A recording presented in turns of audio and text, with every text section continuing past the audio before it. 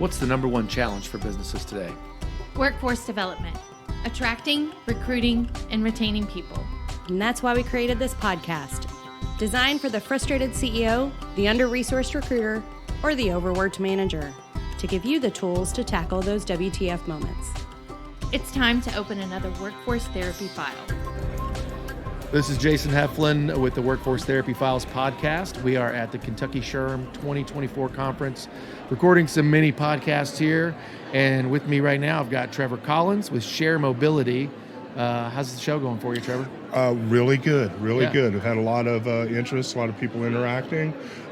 Seems to be a lot of the same themes are coming up, a lot of the same issues. So it's been very positive. Well, I know a little bit about what you do, but I don't want to mess it up. So why don't you go ahead and just give me the elevator pitch on Share Mobility? Share Mobility addresses one of the two biggest problems right now in the hiring environment, specifically in the hourly space. Number one is wage inflation. We're all hearing that right now because there's such a competitive market. But number two is lack of reliable transportation and how that affects recruiting, retention, and those sort of things. Share Mobility works with an employer to create a unique, individualized employer, single employer shuttle system or transportation system for those employees that do not have a reliable transportation network. Okay. It can be anything from a 7-person van all the way up to a 58-person bus. Okay. So that's basically it. Our software helps you design a route. We even identify where there might be recruiting opportunities to bring in new people. That's fantastic. Yeah, you know, the things that I hear from our clients is, hiring issues, childcare issues, and transportation. Mm-hmm. And if they could solve those three, things would be kind of in a much better space. So you've got one of those kind of covered. How long has Share Mobility been around? About 6 years. Okay. 6 years. We are nationwide, really focused in the lower 48. Okay. Particularly strong in the Midwest, Ohio, Kentucky, Indiana, and Missouri. Okay. And so one of the things, we actually went to dinner the other night, and I was learning more about what you do. One of the things that I thought was really interesting is that employers who use the Share Mobility system can track what's going on with that ride. Exactly. Tell me about that. Sure. As part of the software, which is unique to us, every rider is assigned a unique QR code. Okay. It is part of the app that they may have on their mobile device. They can also print it off and put it on their employee ID badge because it's unique to them moving forward. When they meet up with their driver, whether it be door-to-door or at a fixed location spot, the driver then uses the driver app to scan that QR code. That employee, Jason, is now registered, and a supervisor back at the facility can look ahead and see, okay, I have 6 people supposed to be on this route to be picked up today, but I'm really getting 4. Oh. So then I can really plan if I need to move resources or allocate different people inside the facility. It's a great way for tracking to know if you have an absentee problem, maybe a little earlier going along. It also is a security issue.